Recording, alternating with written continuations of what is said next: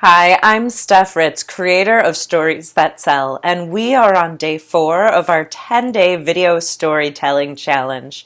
Today's focus question is, what have you learned along the way that surprised you the most? And as usual, I'm going to grab a card from the Epic Story Prompt deck. This today is, when did you feel despair? What have you learned along the way that surprised you the most, and how does that connect to a time to when you felt despair? For me, what comes forward immediately is a story that I've not really shared, partially because I truly believe that no one should put anyone down to bring themselves up.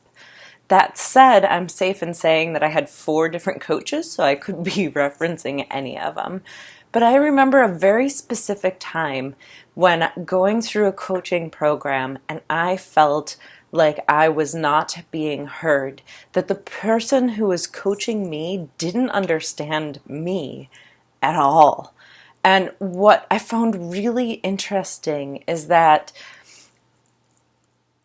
while at the time I gave that person full authority, is that the people that are guiding you, your coaches, your mentors, they don't know it all, and they might not be right in what they're sharing with you.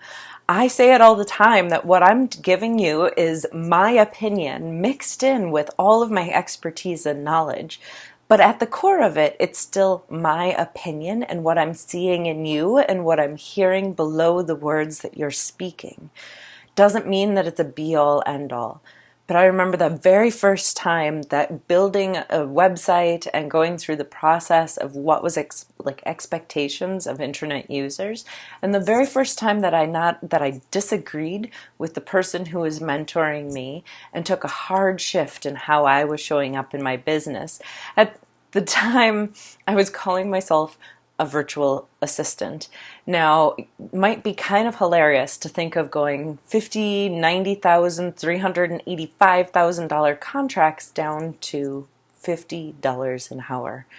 But it's in direct correlation with how I was valuing myself and what I could do in the world. And I was convinced that by going online virtually and assisting others and pulling their stories and words out of them, as I had done as this high-end ghostwriter, that somehow that equated to a virtual assistant. And as soon as I went online, I got booked solid doing voice rebrands for corporations and marketing firms. So all I know is that what I learned most that surprised me along the way is that in those moments of despair, those moments where I felt unseen, unheard, unacknowledged, were the opportunities for me to step into who I really am, to get aligned with the path and the purpose that I feel pulling me forward every single day. And that what surprised me the most is that often we already know the answers. They're lying there, just waiting for you to hear within your soul, within your blood, within your knowledge. Finding the confidence to move forward and staying accountable to getting there. Now, that's why I hire coaches. All right, day 4, have at her. I'm loving watching your videos. I can't wait to play with you some more. Cheers.